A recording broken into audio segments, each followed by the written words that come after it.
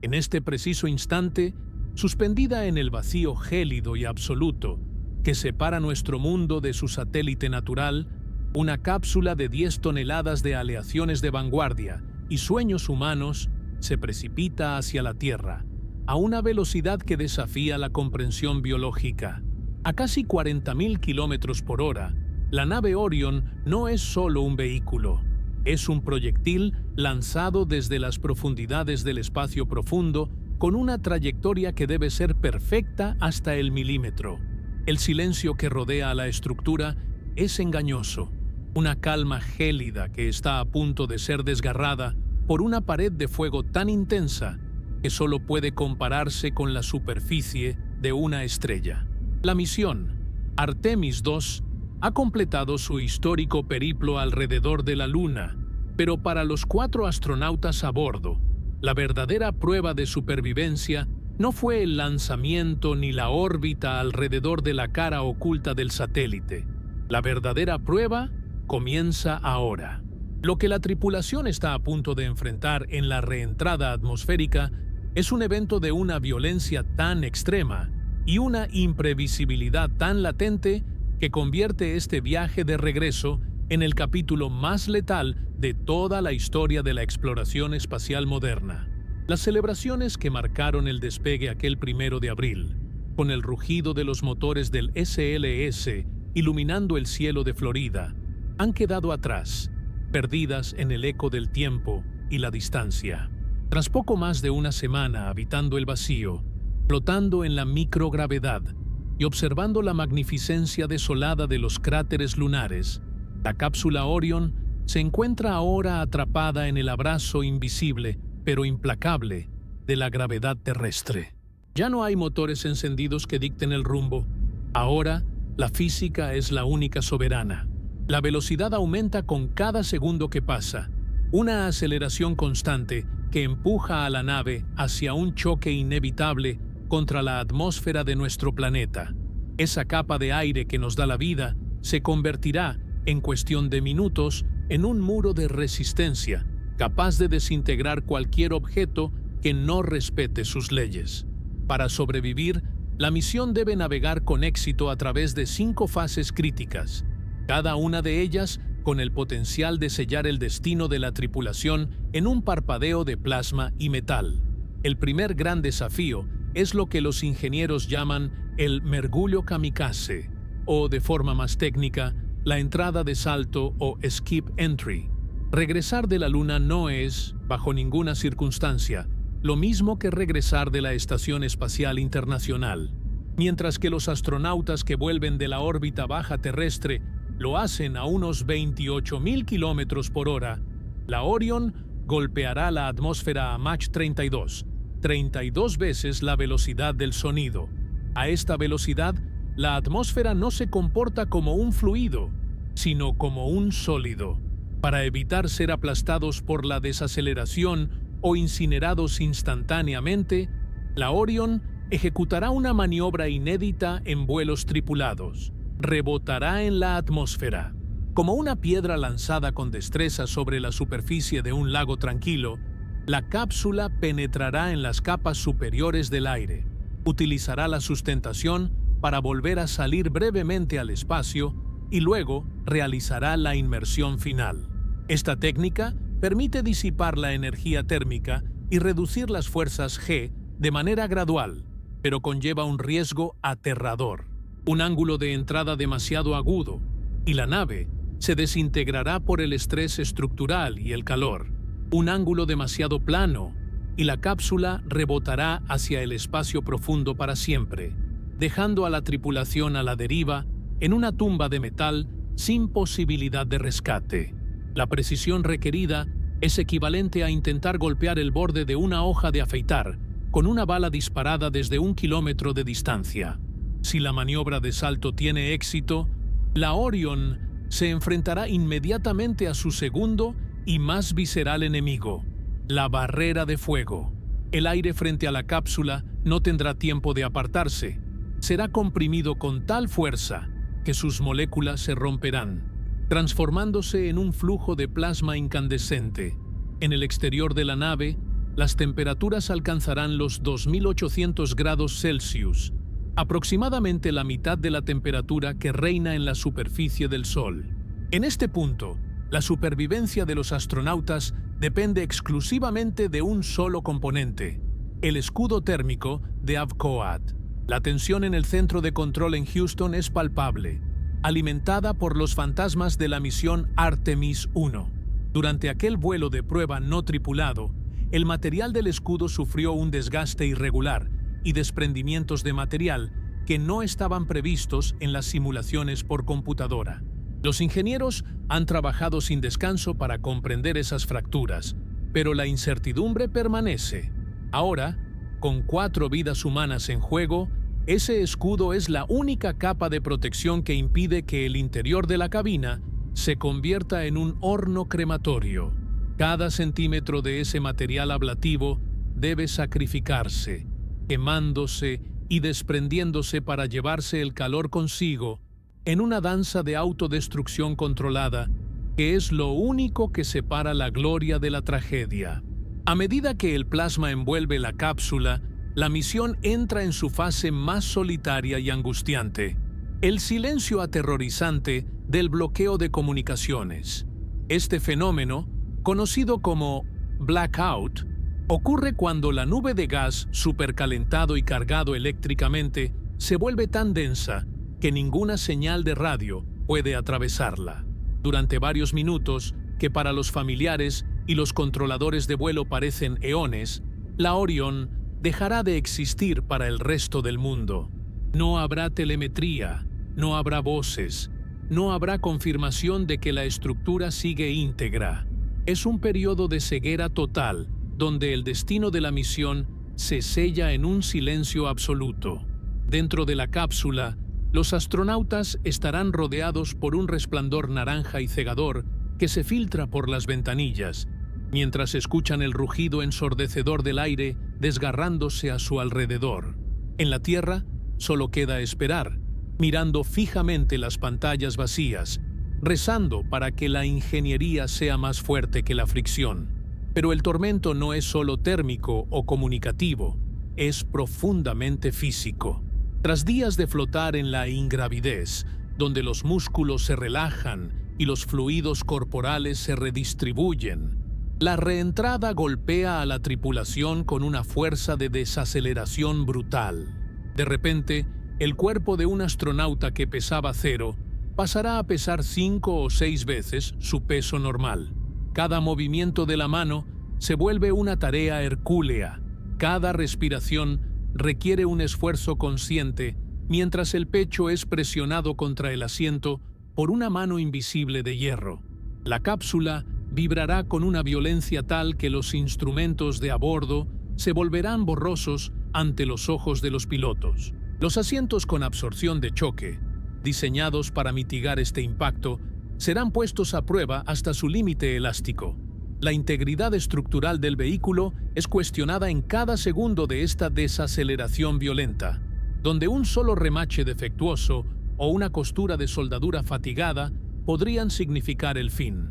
Finalmente, si la Orion logra reducir su velocidad lo suficiente sin desintegrarse, entramos en la fase de la zona de caída en el Océano Pacífico. El peligro, sin embargo, no termina con la atmósfera. La secuencia de despliegue de los paracaídas es una coreografía de alta precisión donde no hay margen para el error. Primero, los pequeños paracaídas de frenado deben estabilizar la cápsula, que cae aún a velocidades supersónicas. Luego, los 3 enormes paracaídas principales deben abrirse en perfecta sincronía. Si uno solo de ellos falla o se enreda, la cápsula pasará de ser una nave espacial a ser un ancla letal cayendo hacia el océano a una velocidad terminal. El impacto contra el agua, aunque suavizado por las campanas de tela, sigue siendo un choque significativo. Una vez en el mar, la cápsula debe mantenerse a flote y erguida en medio de un oleaje que puede ser implacable. La misión no se considera un éxito cuando la Orion toca el agua. Solo se considera un éxito cuando el equipo de rescate compuesto por navíos de la Armada y helicópteros especializados, logra estabilizar la nave y extraer a los astronautas de su cápsula chamuscada. Lo que estamos presenciando no es solo el regreso de una misión científica, es la culminación de décadas de ambición y el inicio de una nueva era. Si la Orion sobrevive a este infierno flameante en las próximas horas, no solo habremos completado un viaje alrededor de la Luna, habremos validado la tecnología necesaria para que el ser humano regrese a la superficie lunar para quedarse y, eventualmente, proyectarse hacia Marte. El éxito de Artemis II es el puente entre nuestro pasado de exploración en la órbita baja y nuestro futuro como especie multiplanetaria. Pero ese futuro depende hoy de la resistencia de un escudo térmico, de la precisión de una trayectoria de salto y del coraje de 4 individuos que han aceptado desafiar las leyes de la naturaleza para devolvernos la Luna. El mundo contiene el aliento mientras la Orion se sumerge en el abismo de fuego, en la que es, sin lugar a dudas, la vuelta a casa más peligrosa que la humanidad haya intentado jamás.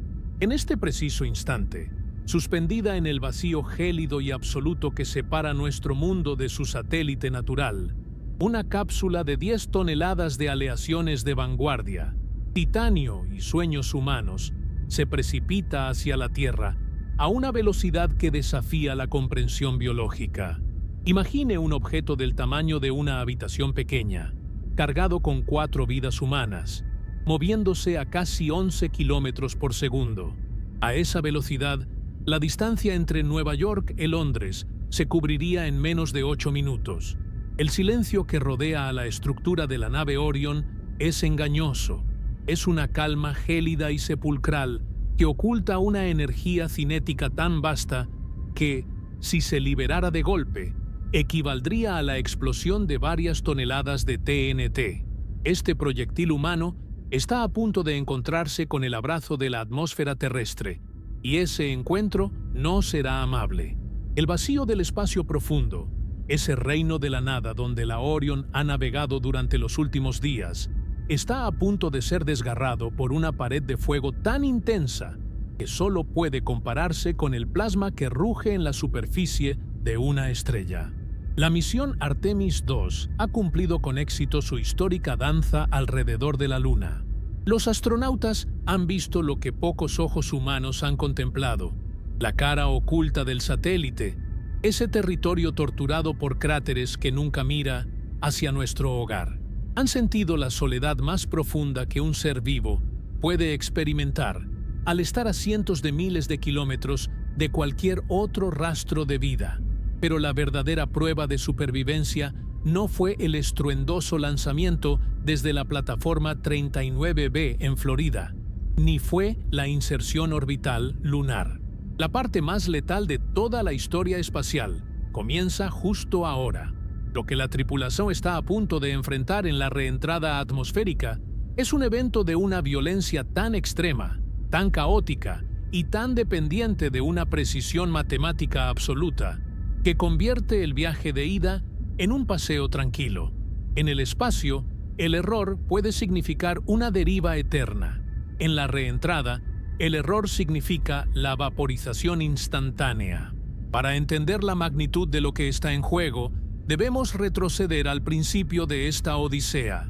El 1 de abril, el mundo se detuvo para ver cómo el cohete más poderoso jamás construido, el Space Launch System, SLS, desgarraba la gravedad terrestre para lanzar a la Orion hacia el abismo. Durante poco más de una semana, la nave ha sido un ecosistema autónomo, un pequeño refugio de aire y calor en medio de un desierto radiactivo. Las celebraciones, los vítores y la euforia del lanzamiento han quedado atrás, perdidos en la inmensidad del espacio. Ahora, la gravedad de la Tierra, esa fuerza invisible que nos mantiene anclados al suelo, ha comenzado a reclamar su propiedad. La Orion ya no está viajando, está cayendo. Es una caída libre desde una altura de casi 400.000 kilómetros. A medida que la cápsula se acerca al pozo gravitatorio de nuestro planeta, su velocidad aumenta de forma exponencial. Las leyes de la física orbital no permiten un aterrizaje suave.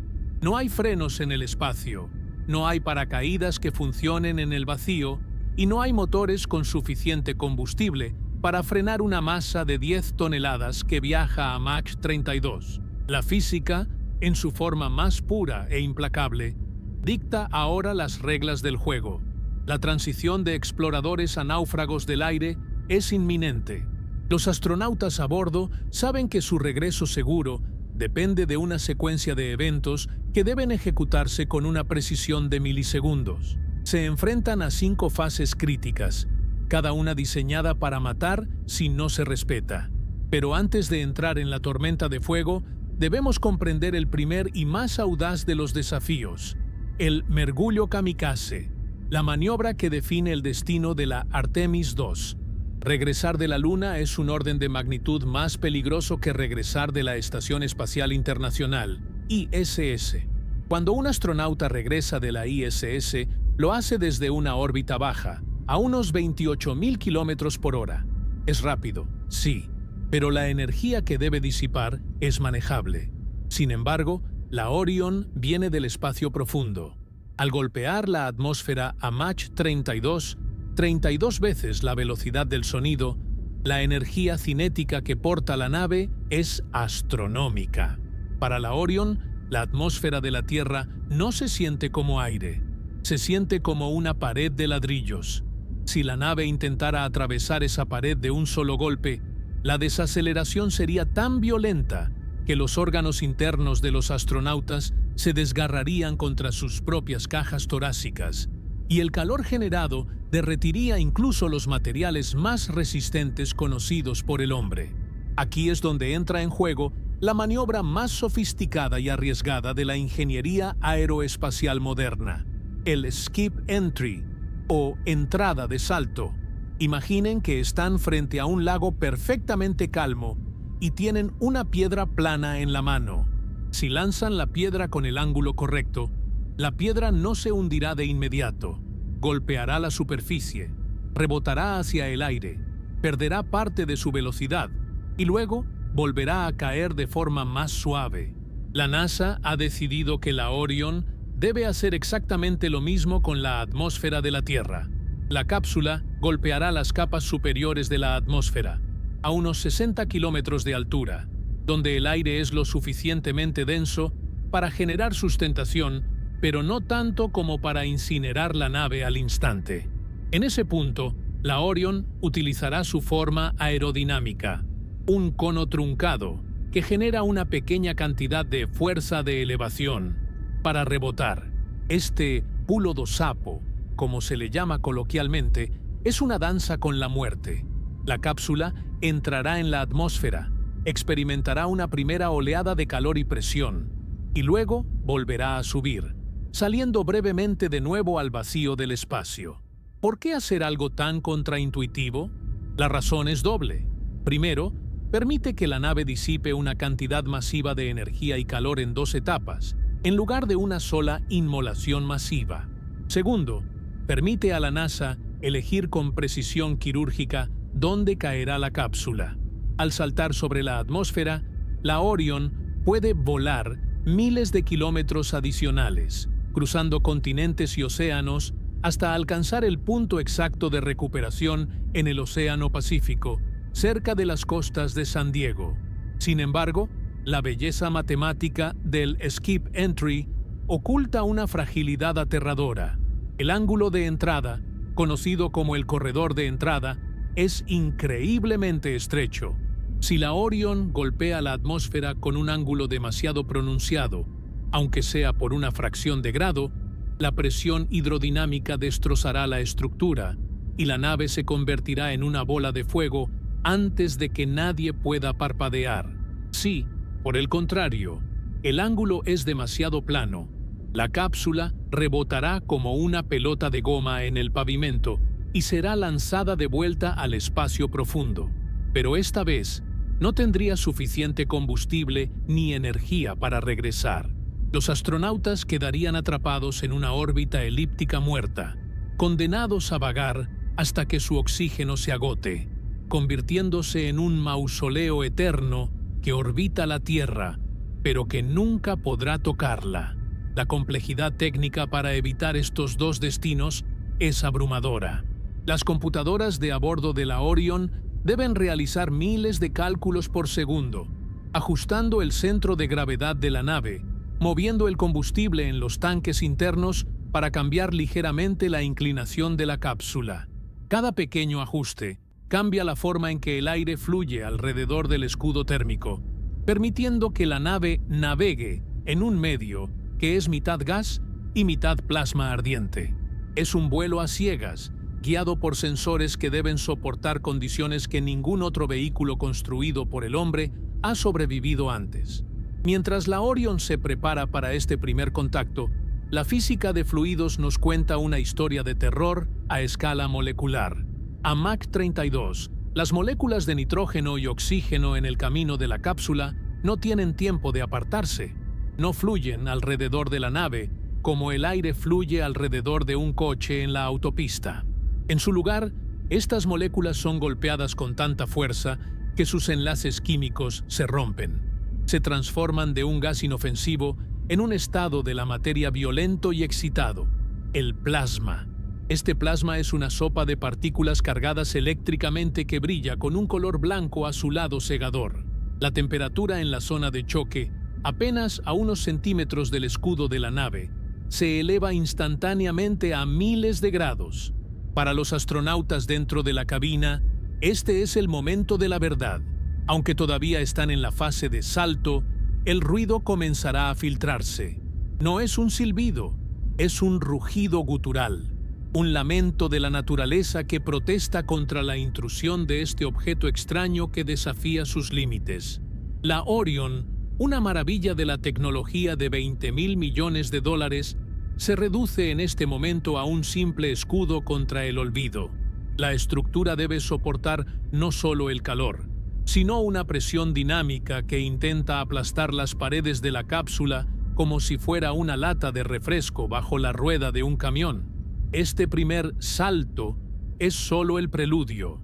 Es el momento en que la humanidad toca la puerta de su hogar después de un largo viaje, pero la puerta está hecha de fuego y la llave es una ecuación diferencial que no admite errores.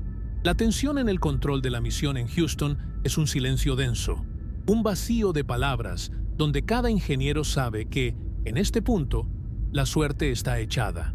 La balística ha tomado el control. La cápsula Orion está ejecutando su mergullo kamikaze, no por elección, sino por necesidad. Es la única forma de volver. Es la forma más peligrosa de volver. Y mientras la nave se sumerge por primera vez en las capas altas de la atmósfera, dejando atrás la paz del vacío lunar para entrar en el caos del aire terrestre, el mundo entero contiene el aliento. Porque si este primer salto falla, no habrá segunda oportunidad, no habrá rescate. Solo habrá un rastro de luz en el cielo nocturno, un meteoro artificial que marcará el fin de una era antes de que ésta pueda siquiera comenzar. La física de la reentrada es un recordatorio brutal de nuestra fragilidad. Somos criaturas de un entorno de 1G y una atmósfera de nitrógeno y oxígeno a presión constante. Para romper esas fronteras y regresar, debemos someter nuestra tecnología a los límites absolutos de lo que los materiales sólidos pueden soportar. La Orion es el testimonio de esa lucha. Cada perno, cada capa de aislamiento térmico, cada línea de código en su software de navegación ha sido diseñada para este momento de violencia pura. Estamos a punto de ver si el ingenio humano es suficiente para domar la energía de un objeto que cae desde la Luna. El mergullo kamikaze ha comenzado, y con él, el inicio de la secuencia de eventos más crítica en la historia de la exploración espacial del siglo XXI. La Tierra está ahí abajo, azul y acogedora, pero para alcanzarla, la tripulación de la Artemis II debe primero atravesar el infierno. Una vez que la cápsula Orion ha completado su primer contacto con las capas superiores de la atmósfera y ha ejecutado ese salto calculado para reducir su velocidad, se encuentra en un breve y engañoso respiro. Durante unos minutos, la nave vuelve a estar en el vacío, flotando en una trayectoria balística que la llevará inevitablemente de regreso a la densa y mortal muralla de aire. Sin embargo, este interludio no es de descanso, sino de preparación para el descenso final. El momento en que la física dejará de ser una teoría en los manuales de la NASA para convertirse en una fuerza bruta e incandescente. En esta segunda fase, la Orion se enfrentará a la barrera de fuego, un fenómeno que transforma el entorno de la nave en un crisol de energías primordiales. Aquí, el protagonista absoluto no es un motor ni un ordenador, sino una estructura circular de 5 metros de diámetro situada en la base de la cápsula, el escudo térmico. Este componente es, literalmente, la única frontera entre la vida de 4 seres humanos y una desintegración molecular en la alta atmósfera. Para comprender la magnitud de lo que el escudo térmico debe soportar, es necesario desmitificar la idea popular de que el calor de la reentrada es causado simplemente por la fricción. En realidad, a las velocidades que maneja la Artemis II, el calor no proviene del roce del aire contra el metal, sino de un fenómeno mucho más violento llamado compresión adiabática. Imagine que el aire frente a la cápsula es una multitud compacta de personas. Cuando la Orion llega a Mach 32, no tiene tiempo de pedir permiso para pasar. Golpea a esas moléculas con tal violencia que las comprime instantáneamente en un espacio minúsculo. Al comprimir un gas de forma tan súbita, su temperatura se dispara de manera salvaje. Es el mismo principio por el cual el cañón de una bomba de bicicleta se calienta cuando inflamos una rueda, pero multiplicado por un factor de millones. El aire frente al escudo térmico de la Orion no solo se calienta, se desintegra. Los átomos se rompen, los electrones se separan de sus núcleos y el aire se convierte en plasma, un cuarto estado de la materia que brilla con una luz blanca y feroz, alcanzando temperaturas de hasta 2800 grados Celsius. Esta cifra, 2800 grados, es difícil de procesar para la mente humana. Es la mitad de la temperatura de la superficie del Sol. Es una temperatura lo suficientemente alta como para fundir el tungsteno, el acero y el titanio como si fueran cera de vela. En este entorno, nada puede sobrevivir por mucho tiempo. Sin embargo, los ingenieros de la NASA confían la vida de la tripulación a un material que parece sacado de una receta de alquimia antigua, el Avcoat. Este material es una resina epóxica con fibras de sílice, un compuesto ablativo que tiene una misión suicida. Su funcionamiento es poético en su sacrificio. El Avcoat está diseñado para quemarse, carbonizarse y desprenderse de la nave de manera controlada. Al hacerlo, el material que se desprende se lleva consigo la mayor parte del calor, creando una capa límite de gas relativamente frío, si es que se puede llamar frío a algo que rodea un infierno, que protege la estructura interna de la cápsula. Pero aquí es donde el fantasma de la misión Artemis I proyecta su sombra más larga sobre la Artemis II. Durante el vuelo de prueba no tripulado en 2022, la Orion regresó de la Luna con éxito, pero cuando los ingenieros recuperaron la cápsula en el Pacífico y examinaron el escudo térmico, se encontraron con una sorpresa inquietante. El Avcoat no se había desgastado de la manera uniforme que predecían los modelos matemáticos y las pruebas en túneles de viento de plasma en la Tierra. En lugar de una erosión suave, el escudo presentaba grietas inesperadas y desprendimientos de trozos de material más grandes de lo previsto. Los expertos lo llamaron pérdida de char irregular. En una misión sin humanos, esto fue una curiosidad técnica para investigar. En una misión tripulada, es el tipo de anomalía que mantiene despiertos a los directores de vuelo. Si el escudo térmico de la Artemis II sufre un desprendimiento mayor en un punto crítico, el flujo de plasma podría encontrar una vía de entrada hacia la estructura de aluminio de la nave. Si eso sucede, la cápsula se quemaría desde adentro hacia afuera en cuestión de segundos, un destino similar al que sufrió el transbordador Columbia en 2003, aunque por causas mecánicas distintas, mientras el escudo térmico lucha contra los dos. 800 grados, los astronautas dentro de la cabina experimentan una visión que parece sacada de una pesadilla cinematográfica. A través de las pequeñas y reforzadas ventanillas de la Orion, el negro absoluto del espacio es reemplazado por un resplandor naranja y amarillo que parpadea con una intensidad eléctrica. El plasma fluye alrededor de la cápsula como un líquido de luz, creando remolinos de fuego que lamen el cristal de cuarzo de las ventanas. El sonido es otro factor que nadie olvida. No es el silencio del espacio, sino un rugido profundo, una vibración que se siente en los huesos, como si la nave estuviera siendo triturada por un gigante invisible. El aire, convertido en una masa viscosa y ardiente, golpea la estructura con una presión de varias toneladas por metro cuadrado. Es en este preciso instante, cuando el calor y la presión alcanzan su cenit, cuando ocurre el fenómeno más aislante y aterrador de la exploración espacial, el blackout de comunicaciones. A medida que el plasma envuelve la cápsula, se crea una vaina de partículas cargadas eléctricamente, iones y electrones, que actúa como un escudo infranqueable para las ondas de radio. Es una jaula de Faraday hecha de fuego. De repente, las voces de los controladores en Houston se cortan. La telemetría, ese flujo constante de datos que informa sobre el estado de los sistemas, el oxígeno y el ritmo cardíaco de la tripulación, se convierte en una línea plana de estática. Para el mundo exterior, la Artemis II deja de existir. Durante aproximadamente 7 a 10 minutos, la cápsula es un objeto perdido en el tiempo y el espacio. En el centro de control de misión, el silencio es tan pesado que parece tener masa propia. Los directores de vuelo se sientan con las manos entrelazadas, mirando pantallas que no muestran nada más que el último vector de posición conocido.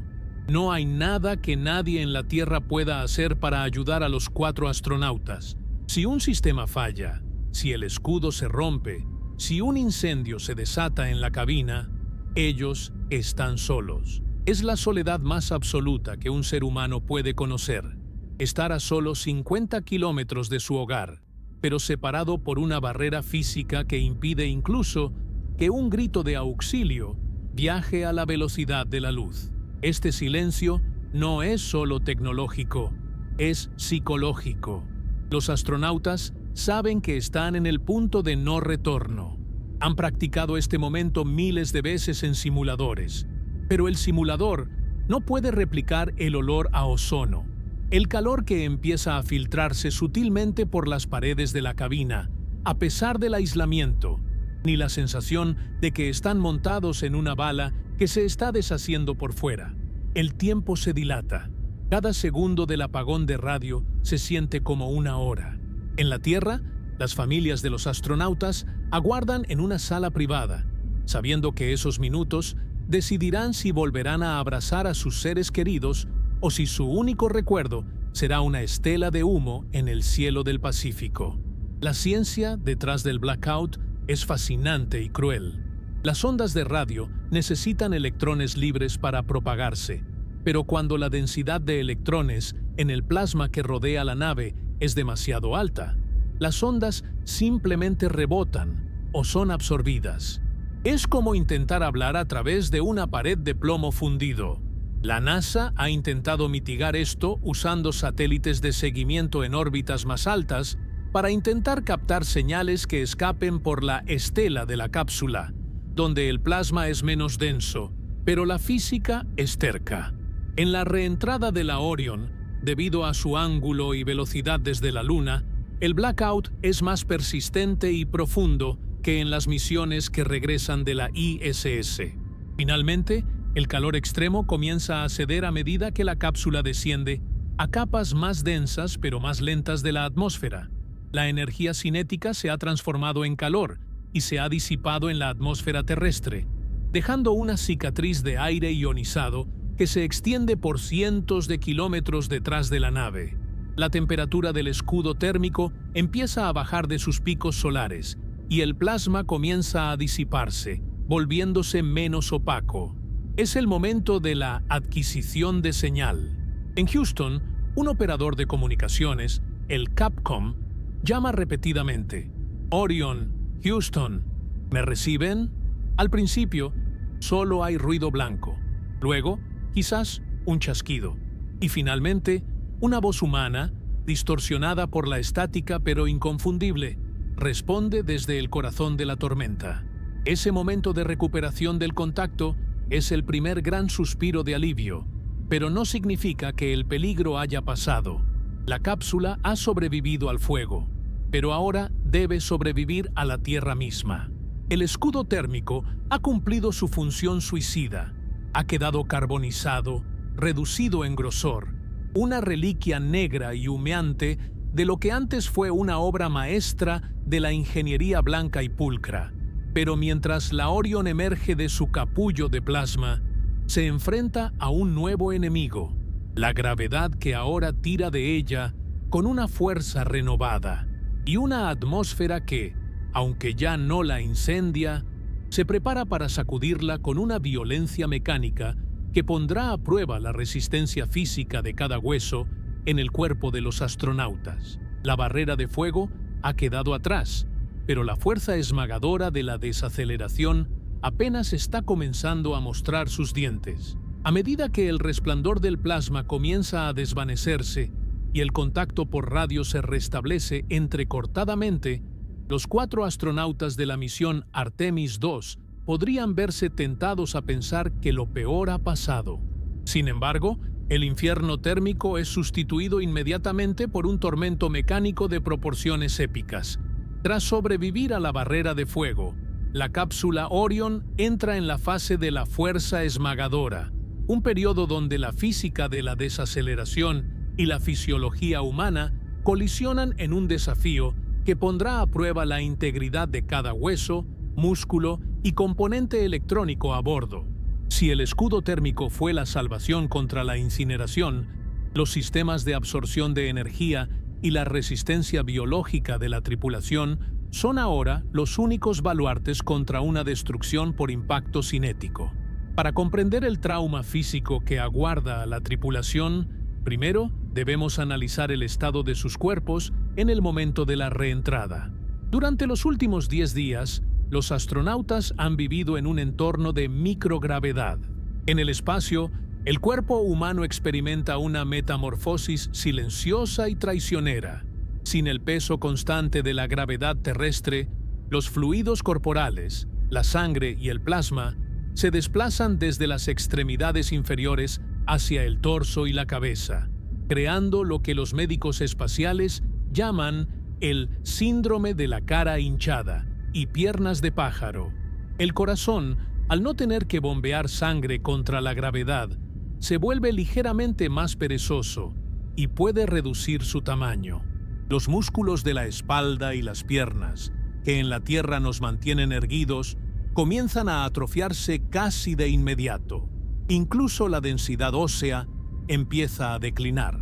Los astronautas de la Artemis II llegan a la atmósfera terrestre en un estado de fragilidad biológica, con sus sistemas sensoriales y de equilibrio, el sistema vestibular del oído interno, completamente desorientados por la falta de una arriba y un abajo consistentes. De repente, este cuerpo debilitado es golpeado por la realidad de la deceleración. A medida que la Orion penetra en las capas densas de la atmósfera inferior, la resistencia del aire actúa como un freno invisible pero brutal. La velocidad cae de Mach 25 a velocidades subsónicas en cuestión de minutos. Para los astronautas, esto se traduce en una acumulación masiva de fuerzas G. Imaginen estar acostados sobre su espalda y que, de repente, un elefante adulto decidiera sentarse sobre su pecho. Esa es la sensación de experimentar 6 o 7 veces la gravedad terrestre, 6G o 7G. A este nivel de presión, el simple acto de inhalar se convierte en una lucha agónica. Los músculos intercostales deben realizar un esfuerzo sobrehumano para expandir la caja torácica contra el peso invisible que la oprime. La sangre es empujada hacia la parte posterior del cuerpo y el corazón debe esforzarse al máximo para seguir enviando oxígeno al cerebro. Cada movimiento de los brazos para alcanzar un interruptor requiere la fuerza que normalmente se usaría para levantar una mancuerna de 20 kilogramos. Pero la presión constante es solo una parte del problema. La reentrada no es un descenso suave.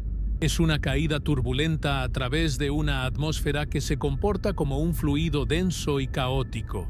La cápsula Orion comienza a vibrar con una frecuencia que sacude la visión de los tripulantes.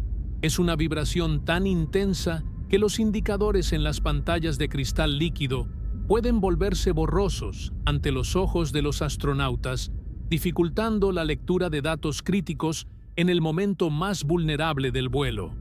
Aquí es donde la ingeniería de la cápsula debe brillar con luz propia. Los asientos de la Orion no están simplemente atornillados al suelo de la cabina.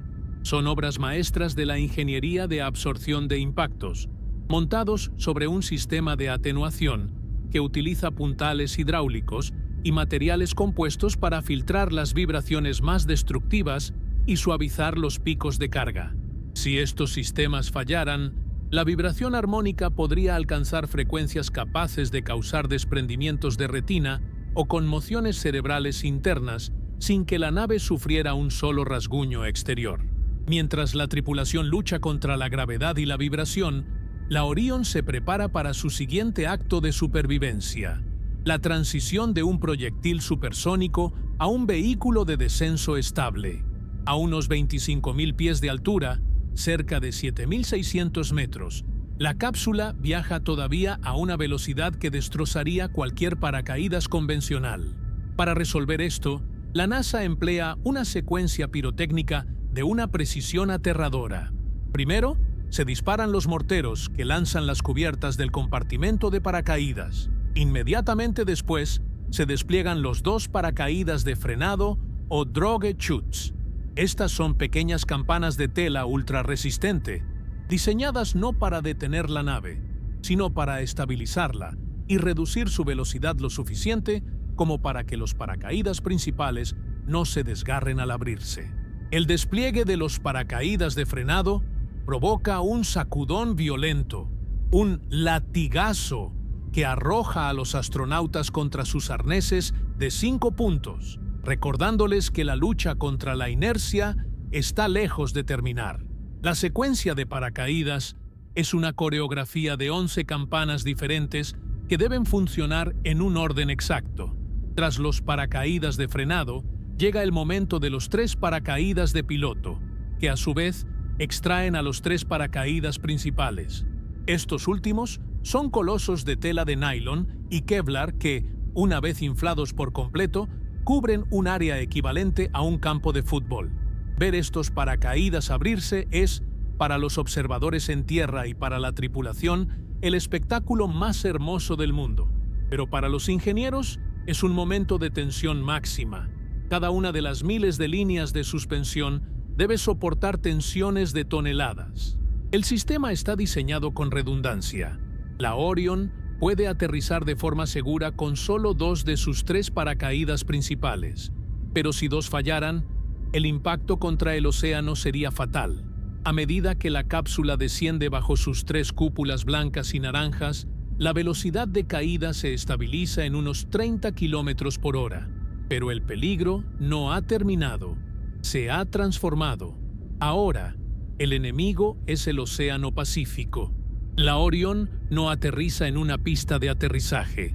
Impacta contra una superficie líquida que, a esa velocidad, puede ser tan dura como el concreto si el ángulo de entrada es incorrecto. Los astronautas se preparan para el splashdown, el momento del impacto final. La cápsula está diseñada para golpear el agua con su escudo térmico hacia abajo, utilizando la base ancha para distribuir la fuerza del choque. Al tocar el agua, se activan de nuevo los sistemas de absorción de los asientos, protegiendo las columnas vertebrales de la tripulación del impacto seco contra la superficie del mar. Una vez en el agua, la Orion se enfrenta a un nuevo conjunto de riesgos mortales. El primero es la estabilidad. Una cápsula de 10 toneladas en un océano agitado es intrínsecamente inestable. Existe el riesgo de que la nave quede en la posición Stable 2, es decir, volcada boca abajo con el escudo térmico hacia el cielo. Para una tripulación agotada, mareada por el regreso repentino de la gravedad y confinada en un espacio pequeño, estar boca abajo mientras las olas golpean la estructura es una receta para el desastre y el pánico. Para evitar esto, la Orion cuenta con un sistema de 5 grandes globos de flotación de color naranja brillante que se inflan en la parte superior de la cápsula para enderezarla automáticamente. Si estos globos no se inflan, los astronautas quedan suspendidos de sus arneses, mirando hacia el suelo, mientras esperan que los equipos de rescate lleguen a una nave que podría estar haciendo agua. Además, existe el peligro invisible de los gases tóxicos.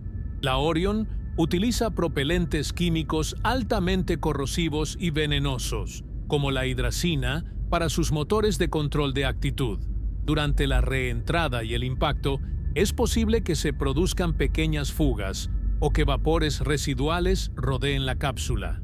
Los equipos de recuperación de la Armada de los Estados Unidos, que se aproximan en botes inflables de casco rígido, deben acercarse con extrema precaución, utilizando sensores de gas antes de permitir que nadie se acerque a la escotilla. Para los astronautas dentro, el aire puede volverse pesado y viciado. El calor residual del escudo térmico, que hace solo unos minutos estaba a 2800 grados, comienza a irradiar hacia el interior de la cabina ahora que el flujo de aire se ha detenido. El interior de la Orion puede convertirse rápidamente en un sauna sofocante en medio del océano. La fase de recuperación es una operación militar de gran envergadura. Un buque de transporte anfibio, como el USS San Diego, se posiciona a una distancia segura mientras helicópteros y buzos de élite se lanzan al agua. Estos buzos, conocidos como Navy SEALs o especialistas de rescate de la Fuerza Aérea, tienen la tarea de instalar un collar de flotación alrededor de la cápsula para asegurar que no se hunda y para proporcionar una plataforma estable para la extracción de la tripulación. Los astronautas, debilitados por la fuerza G y el mareo por movimiento, agravado por el balanceo incesante de las olas, deben ser ayudados a salir de la escotilla. En este estado, incluso el simple acto de ponerse de pie es un riesgo de desmayo, ya que su sistema circulatorio aún no se ha reajustado a la tarea de bombear sangre verticalmente hacia el cerebro. Cada paso de esta zona de queda está cargado de una complejidad logística que demuestra que el espacio no te deja ir fácilmente, incluso cuando ya has regresado a la Tierra. La misión Artemis II no termina cuando la cápsula toca el agua, ni cuando los paracaídas se hunden en las profundidades.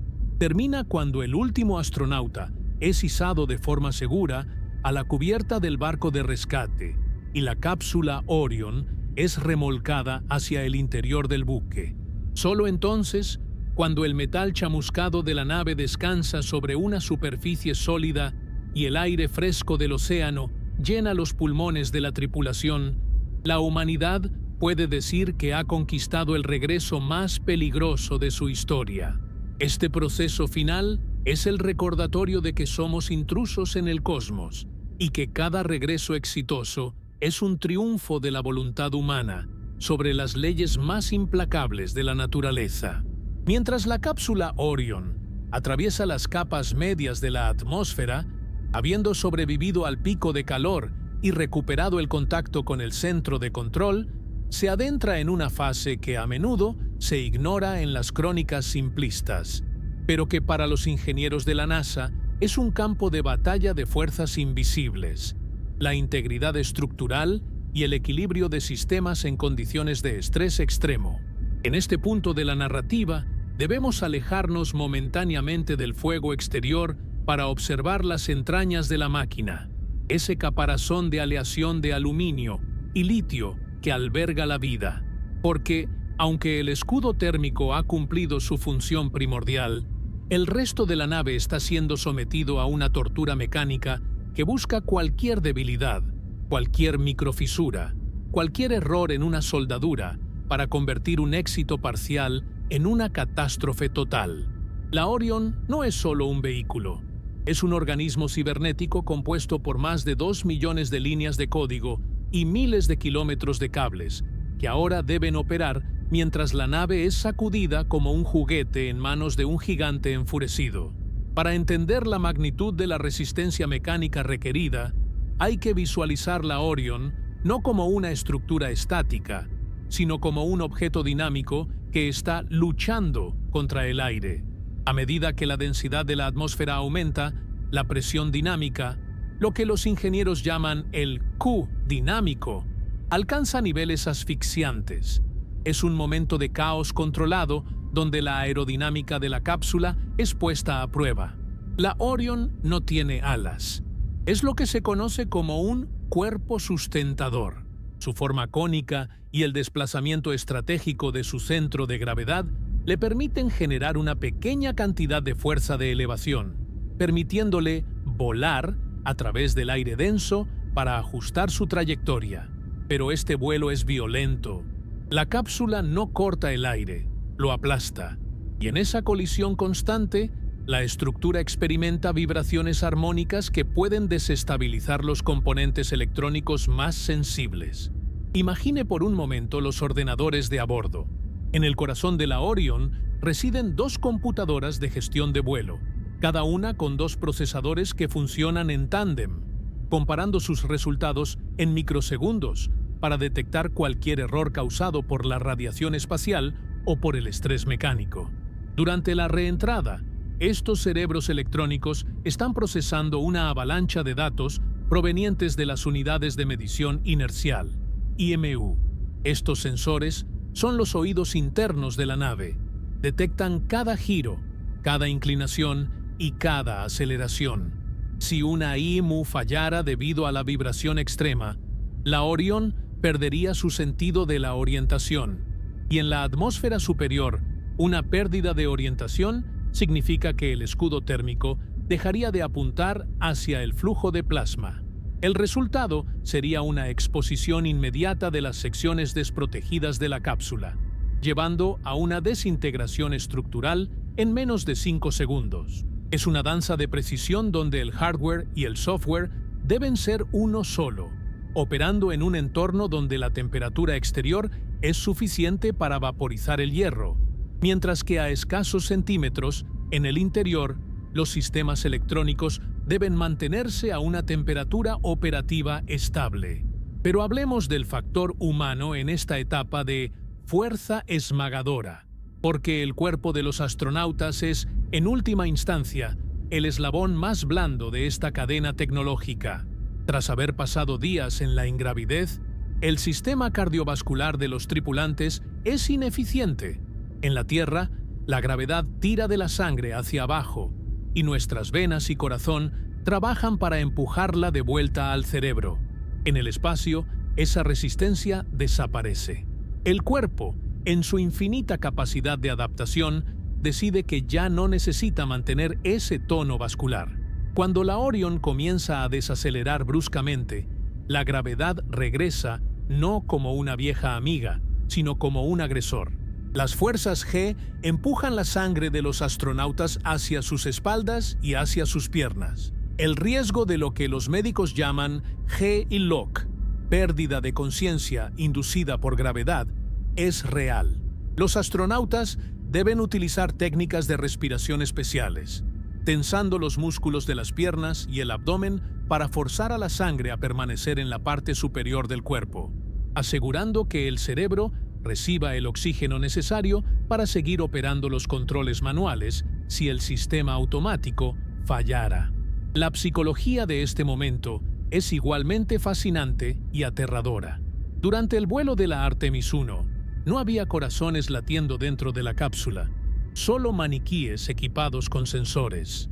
Ahora, el silencio de la cabina es reemplazado por los sonidos de la supervivencia.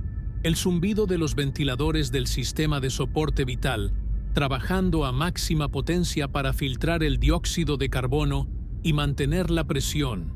el crujido del metal que se contrae y expande bajo las fluctuaciones térmicas, y las comunicaciones cortantes y técnicas entre los tripulantes. Existe una tensión latente que proviene del conocimiento de la historia. Los astronautas son conscientes de lo que le ocurrió al transbordador Columbia. Saben que un pequeño daño en el borde de ataque o en el escudo térmico, invisible desde el interior, podría manifestarse de repente como una falla catastrófica de los sistemas hidráulicos o eléctricos. Cada alarma que suena en el panel de control, cada vibración inusual, es analizada en milisegundos por la mente de pilotos que han sido entrenados para esperar lo peor. En esta fase, la Orion también debe gestionar su propio sudor. El calor que se ha acumulado en el escudo térmico no desaparece mágicamente.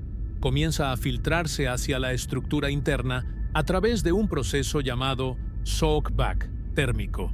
Si los sistemas de refrigeración de la cabina fallaran en este punto, la temperatura interna podría subir rápidamente a niveles peligrosos, incluso si la nave ya ha salido de la parte más caliente de la reentrada.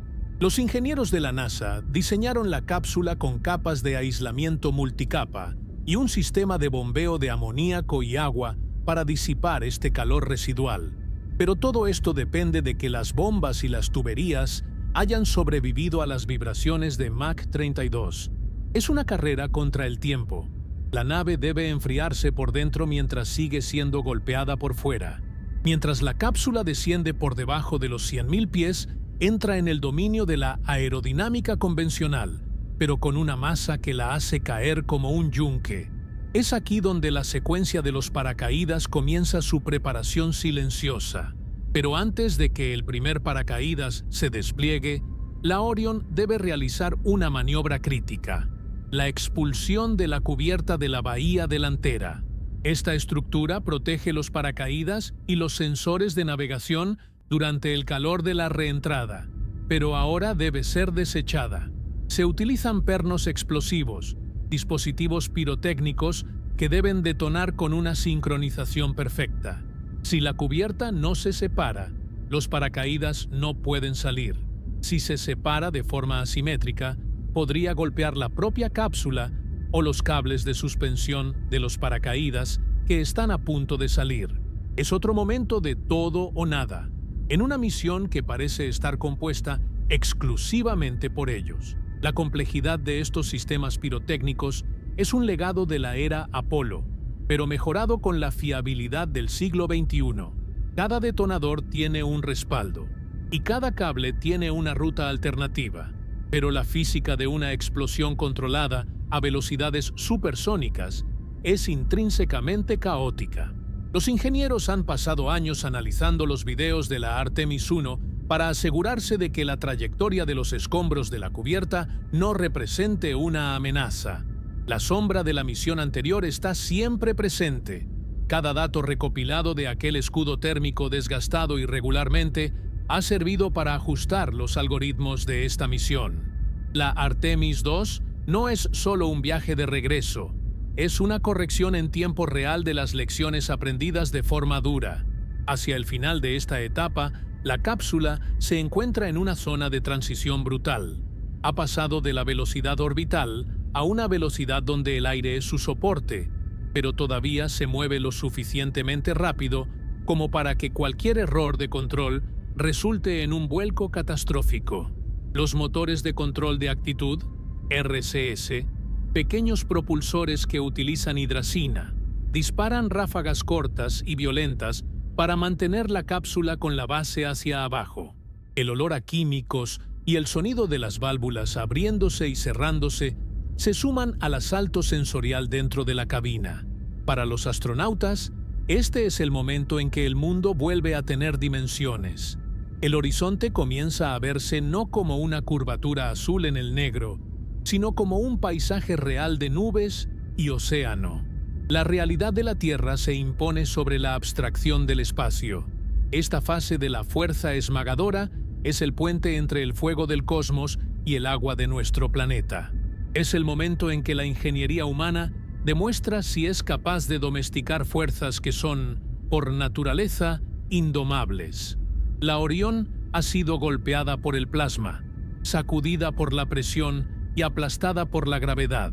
Sus sistemas han sido llevados al borde del colapso operativo.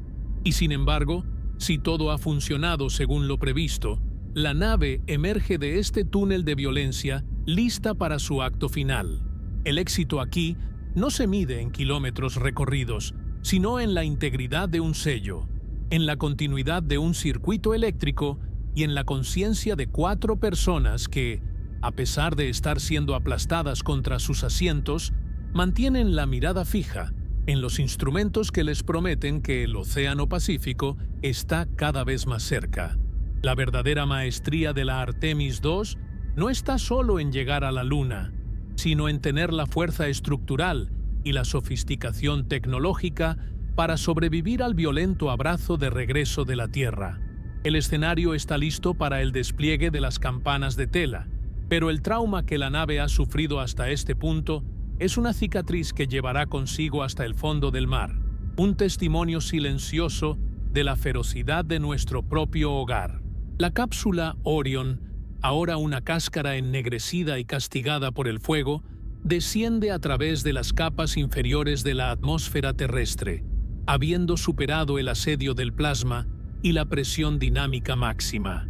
Pero en la cronología de esta odisea, el peligro no se disipa, simplemente cambia de forma. Nos encontramos ahora en la zona de queda, un área del Océano Pacífico que se convertirá en el escenario del acto final de esta coreografía de supervivencia. A una altitud de aproximadamente 7.600 metros, la Orion viaja todavía a una velocidad subsónica pero letal. Es en este momento cuando la nave debe transformarse de un proyectil balístico en un objeto suspendido, y para ello debe confiar en el sistema de paracaídas más complejo y probado que la humanidad haya diseñado jamás. Esta no es una simple apertura de telas, es una secuencia pirotécnica y mecánica donde la falla de un solo componente podría transformar la cápsula en una masa de 10 toneladas, impactando contra el océano con la fuerza de una demolición. La secuencia comienza con un estruendo metálico, la expulsión de la cubierta de la bahía delantera. Mediante pernos explosivos, la estructura que protegió los sistemas de descenso durante el infierno de la reentrada es lanzada al vacío, dejando expuestos los compartimentos de los paracaídas. Casi instantáneamente, 2 pequeños paracaídas de frenado, conocidos como droguechutes, son disparados por morteros a una velocidad de 160 km por hora. Estos paracaídas tienen una misión ingrata. Deben estabilizar la cápsula, que en este punto tiende a oscilar violentamente, y reducir su velocidad de 480 a unos 160 km por hora. Imagine la tensión en las líneas de Kevlar. Estas pequeñas campanas de tela deben soportar una carga equivalente a frenar un camión de carga en plena caída libre. Si estos paracaídas de frenado no se inflan de manera uniforme, la cápsula podría entrar en un giro plano, una espiral centrífuga que incapacitaría a la tripulación y dificultaría el despliegue de los paracaídas principales. Una vez que los droguechutes han cumplido su función, son liberados y se activan 3 paracaídas de piloto. Estos son los precursores de los gigantes. Su única tarea es extraer las 3 campanas principales de sus bolsas de estiba. Lo que sigue es una de las imágenes más icónicas y esperanzadoras de la exploración espacial: el despliegue de los 3 paracaídas principales de la Orion. Estas cúpulas, con su característico patrón de franjas blancas y naranjas, son colosos de la ingeniería textil. Cada una tiene un diámetro de 35 metros. Juntas, cubren una superficie de tela que podría tapizar casi un campo de fútbol completo. Sin embargo, no se abren de golpe. Para evitar que la fuerza del aire desgarre la tela instantáneamente, los paracaídas utilizan un proceso llamado reefing o inflado por etapas. Mediante anillos cortadores temporizados, las campanas se abren primero en un 3%, luego en un 25% y finalmente en su totalidad. Este despliegue gradual es lo que permite que la desaceleración sea lo suficientemente suave como para no fracturar la columna vertebral de los astronautas, reduciendo la velocidad final a unos tranquilos pero contundentes 30 kilómetros por hora. Mientras la Orion desciende majestuosamente bajo este dosel de seda y Kevlar, el foco de la misión se traslada a la superficie del mar. En las aguas del Pacífico, el buque de transporte anfibio de la clase San Antonio de la Armada de los Estados Unidos, el USS San Diego, aguarda en la zona de recuperación. A su alrededor, helicópteros MH-60S Seahawk patrullan el cielo, mientras equipos de buzos de élite y especialistas en recuperación de la NASA se preparan en botes inflables de casco rígido, RHIB. La precisión de la caída es tal que la cápsula suele impactar a pocos kilómetros del buque de rescate, una hazaña de navegación que comienza en la Luna y termina en una coordenada específica del océano. Pero el splashdown o amerizaje es en sí mismo un evento de alto impacto. Cuando el escudo térmico golpea el agua, la energía del impacto es masiva. A pesar de los paracaídas, la Orion choca con la superficie líquida con una fuerza que sacude cada remache de la nave. Dentro de la cabina, los asientos con atenuación de impactos realizan su último servicio, comprimiéndose varios centímetros para absorber la energía del choque. El agua, que desde la altura parece blanda, se comporta como un muro sólido a 30 kilómetros por hora. Tras el impacto, la cápsula se balancea violentamente en el oleaje. Es aquí donde surge un riesgo crítico de estabilidad.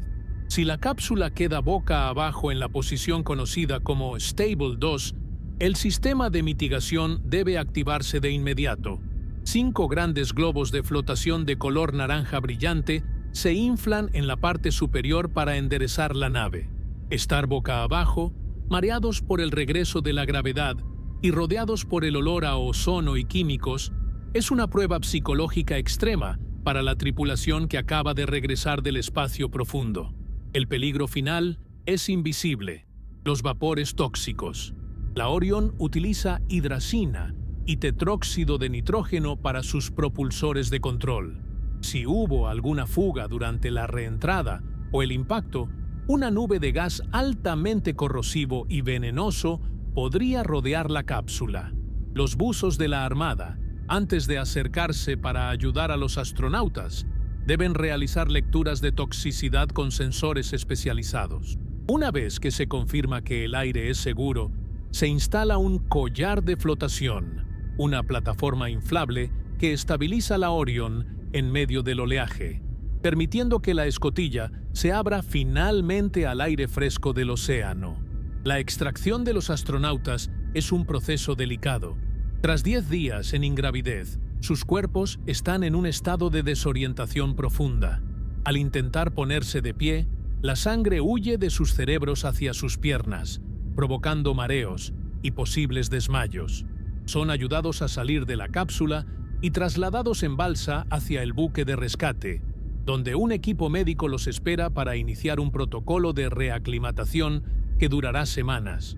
Mientras tanto, la cápsula Orion, esa nave que hace solo unas horas estaba rozando la superficie de la Luna, es remolcada hacia el interior del well deck, la cubierta inundable, del buque de la Armada. Allí, bajo las luces del hangar, la Orion revela sus cicatrices, el escudo térmico carbonizado, los restos de las líneas de los paracaídas y el metal que ha sido templado por el fuego de la reentrada.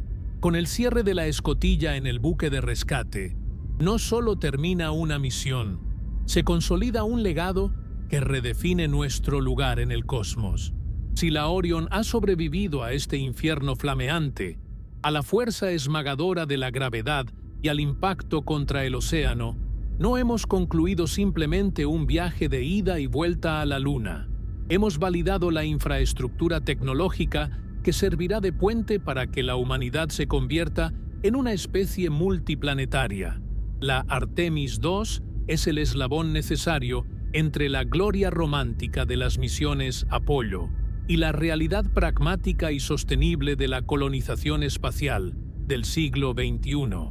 Este regreso el más peligroso de la historia, nos ha enseñado que el espacio no es un lugar para la complacencia. Cada centímetro de avance hacia las estrellas se paga con una vigilancia eterna y una ingeniería que debe rozar la perfección. La cápsula Orion, ahora en reposo, es un monumento al ingenio humano. Ha demostrado que podemos construir escudos capaces de soportar el calor de las estrellas y sistemas capaces de domesticar la violencia de la física orbital. Pero más allá de las aleaciones y el código de software, el éxito de la Artemis II es un triunfo del espíritu. 4 seres humanos han regresado de la oscuridad del espacio profundo, atravesando una pared de fuego y plasma, para decirnos que el camino hacia Marte está abierto. El mundo que recibió a los astronautas en el Pacífico no es el mismo que dejaron en la plataforma de lanzamiento. Ahora es un mundo que sabe que puede volver a tocar la Luna, que puede sobrevivir al regreso y que tiene la tecnología para proyectarse más allá de lo que jamás soñamos. La Artemis II es la prueba de concepto de que la humanidad no está confinada a su cuna. A medida que la cápsula es trasladada de regreso a Florida para ser analizada átomo por átomo, el mensaje es claro. Hemos aprendido a navegar el fuego. El regreso a casa más peligroso de la historia espacial ha terminado, pero el viaje de la humanidad hacia el infinito apenas está comenzando.